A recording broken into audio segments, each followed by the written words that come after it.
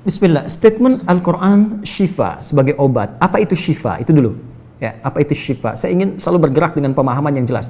Ada apa namanya? Ontologi, epistemologi, dan aksiologi. Kita arahkan ke dasarnya dulu, ontologinya. Quran surah ke-17 Al-Isra. Ya, di ayat yang ke-82. Ya, Allah memberikan statement tentang syifa di situ. Ya, paling kiri agak ke tengah sedikit. Wa nunazzilu minal Qur'ani ma huwa syifaa'un wa rahmatun lil mu'minin wa la yazidudz zalimina illa khasara. Wa nunazzilu minal Qur'an, dan kami turunkan dari ayat-ayat Quran itu, minnya tab'id, menunjuk pada sebagian.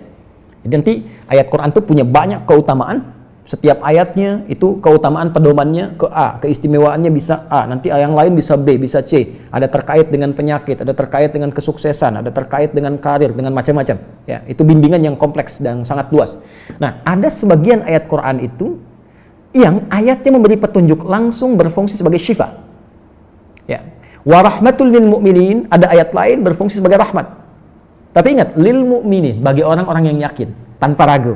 Jadi kalau kita ingin berinteraksi dengan Al-Quran, kaidah pertamanya jangan pernah ragu. Ya, Quran surah kedua ayat 2. Dzalikal kitabu la raiba fi. Semua isi Al-Quran akan jadi petunjuk hudan lil muttaqin, bagi orang takwa. Syaratnya la raiba fi. Jangan ragukan sedikit pun. Anda ragu, Anda tidak mendapat manfaatnya. Oke, sekarang kita kembali. Apa itu syifa? Syifa sering diterjemahkan dengan obat. Ya, penawar. Syifa sesungguhnya punya arti yang lebih luas.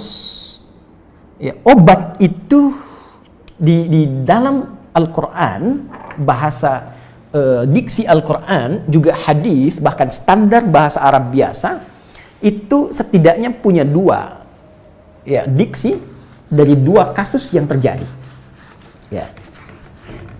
Satu begini, jika penyakit ya, yang butuh obat, penyakitnya itu berupa penyakit fisik saja, secara fisikal. Misal, saya katakan misalnya sakit gigi, fisik ya, fisik saya yang kena. Kemudian sakit perut, sakit kepala. Itu penyakitnya disebut dengan daun. Daun. Oke? Penawarnya, obatnya disebut dengan dawaun. Ini. Baik kan? Ya. Karena itu ada kalimat begini yang disandarkan pada Nabi SAW, likulli da'in dawaun. Di setiap penyakit fisik itu mesti punya keyakinan pasti ada obatnya. Jelas ya? Nah, yang kedua, ada jenis penyakit terkait dengan fisik juga, tapi sudah melewati batas-batas dawa. Jadi ini menggunakan obat medis standar, ya, ini susah.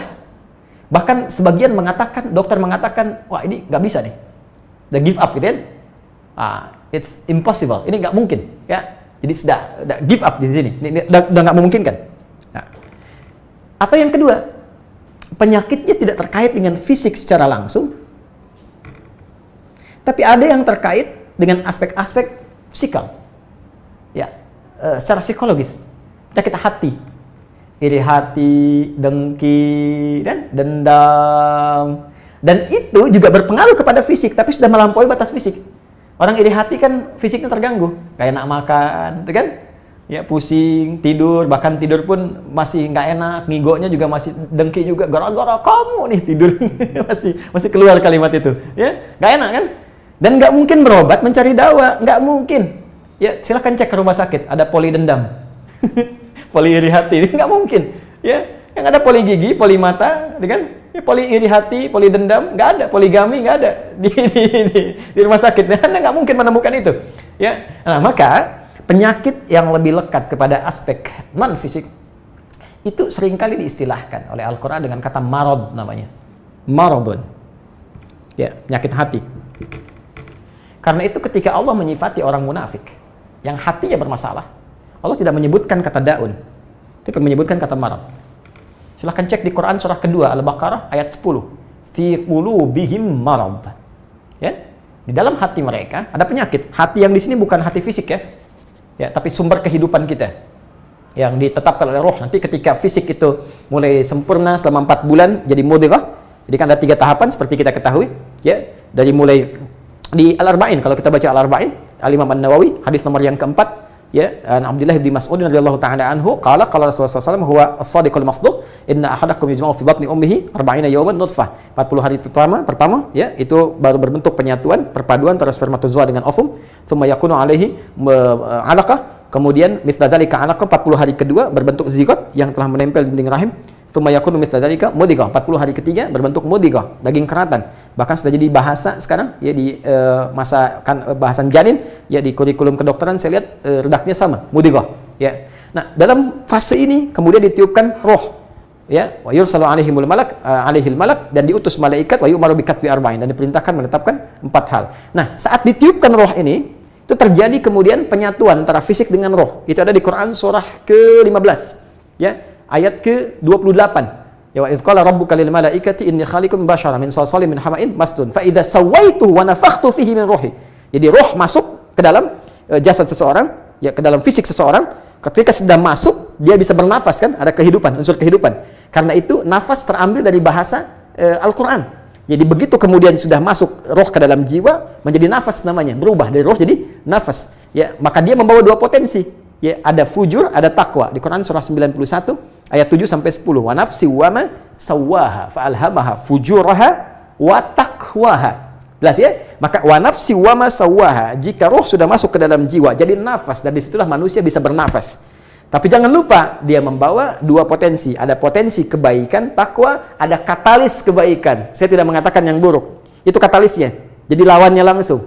Yaitu jujur, lawannya dusta. Ya, marah lawannya sabar. Yang sabar itu takwa, jujur itu takwa. Yang marah, yang sombong, yang bohong itu namanya fujur, itu katalisnya. Di Allah menciptakan sifat marah bukan ingin membuat Anda pemarah, tapi ingin kemudian memacu supaya yang sabarnya muncul. Sebab kalau nggak ada marah, bagaimana bisa ada sabar? Itu cara membacanya. Nah, di sini terjadi pergolakan. Ya. Apa kaitannya dengan ini? Orang-orang yang tidak bisa mengendalikan sifat takwanya dan tidak menjadikan sifat fujurnya sebagai katalis, tapi diikuti menjadi dominan, maka jadi penyakit di hatinya. Itu yang disebutkan dengan marad namanya. Ya, itulah yang memunculkan penyakit riya, pamer, gitu kan? Sum'ah, ingin didengar orang, sombong turunannya, ya, kemudian dendam dan sebagainya. Ini marad. Marad ini dan penyakit yang sudah melewati batas fisik, kalaupun terkait dengan fisik, nggak ada obatnya dari dawa. Yang ada hanya syifa.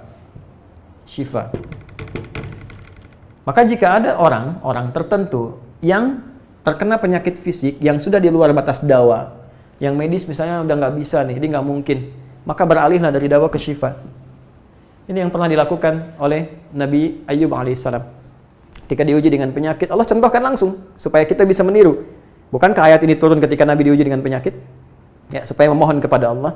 Jadi kan Nabi Ayub kan divonis dengan penyakit yang tidak pernah diderita oleh orang sebelum beliau, tidak akan dirasakan oleh orang setelahnya.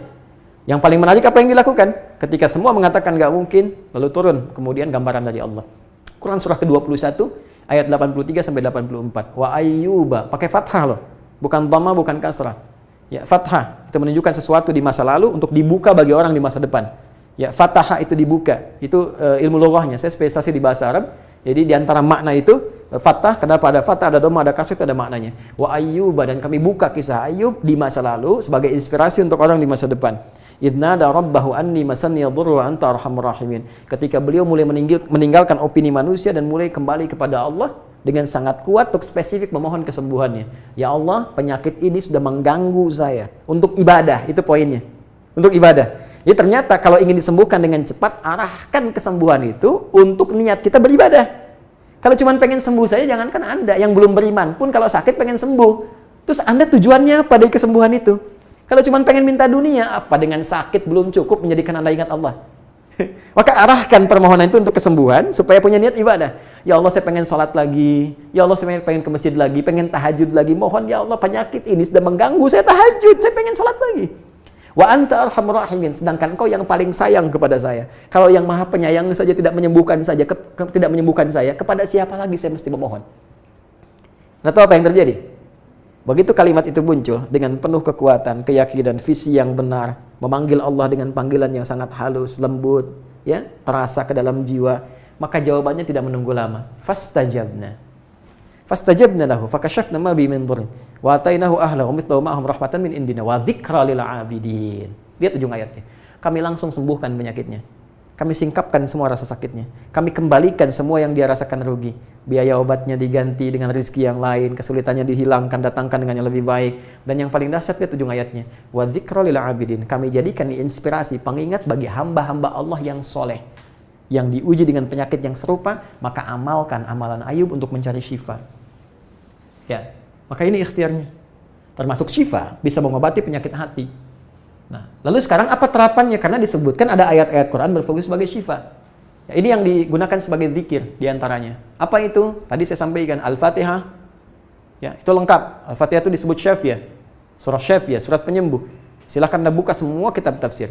Di antara fadilah surah Al-Fatihah, kisah pertamanya adalah kisah seorang kepala suku di Arab yang digigit kalajengking. Bayangkan, kalajengking Arab pada saat itu. Ya, dan sudah kena racun dan sulit. Orang semua sudah give up, ini nggak mungkin. Ya, apa yang terjadi? Ditemukan sahabat Nabi, secara singkat diketahui, ditanya ada yang bisa menyembuhkan, mereka berkata Allah yang menyembuhkan, tapi kami bisa berikhtiar. Dipanggil mereka, dibacakan Al-Fatihah sekali bacaan, tanpa diulang-ulang, tanpa pakai alat-alat tertentu, tiba-tiba syufia disembuhkan sampai diberikan hadiah berupa beberapa kambing. Tapi mereka, mohon maaf izin, Ibu Rektor dan sebagainya, mereka khawatir jadi gratifikasi. Dibawalah kambing itu kepada Nabi, disampaikan, boleh nggak makan dari sini? Jawab Nabinya apa? Dari mana kalian tahu kalau surat itu bisa berfungsi menyembuhkan? Al-Fatihah. Tapi gimana cara baca Al-Fatihahnya? Karena dulu orang sekali baca sembuh, sekarang orang 1000 kali malah nambah penyakit. Apa yang salah? Nah, berarti nanti ada terapan lagi ilmu yang lain, kan? Nanti ada surah ke-26, Asy-Syu'ara ayat 80 itu zikirnya Nabi Ibrahim. Biasanya saya praktekkan ini, ya termasuk dengan kawan-kawan, saya suka sampaikan kalau ada yang dirasa-rasa sambil dipegang, sambil kembalikan kepada Allah, baca wa idza maridtu fahuwa yashfin. Kalau saya sakit pasti Allah sembuhkan, nggak mungkin dititipi penyakit kalau nggak ada hikmah di balik itu. Ini saya pernah saya amalkan saat diundang saya ke Kalimantan untuk ceramah, tiba-tiba ceramahnya ba'da maghrib, sore hilang suara. Hilang. Sama sekali nggak ada. Ya begitu salat, ya kita sama amalkan tadi dengan penuh keyakinan, minta ikhtiar juga pakai fresh care gini, tapi kita minta ya Allah, ya wa idza maridtu fahuwa yashfin, kalau saya sakit pasti Allah sembuhkan. Nggak mungkin ditugaskan kalau Allah nggak berikan perangkatnya, pasti diberikan. Nah, tahu apa yang terjadi? Begitu ngimamin maghrib, suara keluar serak-serak basah. Begitu tausiah, keluar sempurna. Ba'da isya nyambung, keluar sempurna. Habis ceramah, hilang lagi suara. Hilang lagi suaranya, supaya disuruh istirahat, gak banyak nanya orang gitu kan. Tapi itu menarik. Dan puncaknya tadi, Quran surah ke-21 ayat 83 sampai dengan 84. Tergantung kasusnya. Kalau di kasusnya misalnya kasus, mohon maaf, ya terkait dengan kehamilan, nanti ada lagi yang lain ayat-ayatnya. Ya. Misal di Quran surah ke-3 ayat 38 sampai 39. Nanti di Quran surah ke-19 menjelang persalinan, dari ayat ke-25 sampai dengan ayat ke-26. Nanti di Quran pas kalau sudah berkembang janinnya, ada di Quran surah ke-7 misalnya, ayat 189 dengan doanya dan turunan lainnya. Bahkan bisa diamati teman-teman yang di SPOG misalnya, atau di kebidanan, ada nanti ayat-ayat spesifik, Quran surah ke-22 ayat yang kelima, ya ada di Quran surah ke-23 Al-Mu'minunnya, ya ayat 11 sampai 13 itu lengkap sekali. Kita bisa gali sampai ke situ. Itu yang kita maksudkan syifa. Jadi keluarkan ayat-ayatnya, tapi bukan sekedar dibaca, dalami isinya. Sehingga paham apa yang harus dilakukan. Karena di sini nanti ada konsep ikhtiar juga. Ikhtiarnya bagaimana? Ya, secara medisnya seperti apa dan pertolongan kepada Allahnya bagaimana.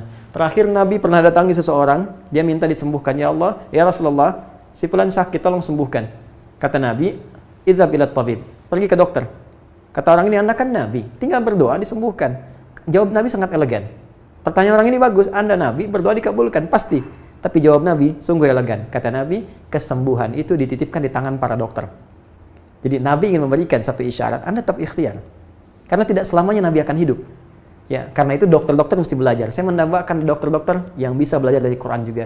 Saya mengharapkan nanti ada dokter mata yang hafal, ya, misalnya ayat-ayat tentang doa, tentang mata, ya, riset tentang ayat-ayat mata, hadis-hadisnya apa, sehingga Anda bisa menerapkan resep-resep yang indah. Ya, waduh, kenapa nih dok, mata saya nih nggak bisa dikontrol nih, sakit. Kenapa? Saya kalau ngelihat tetangga beli kulkas sakit, kan nggak bisa dikasih obat tuh ya. Anda bisa kasih resep Quran surat sekian, ayat sekian, ayat sekian. Nah, itu yang banyak kejadian sekarang. Ya, orang matanya sehat tapi tidak bisa membedakan mana milik dia, mana milik orang lain. Demikian juga dengan yang lainnya. Itulah syifa. Wallahu ta'ala a'lam bishawab.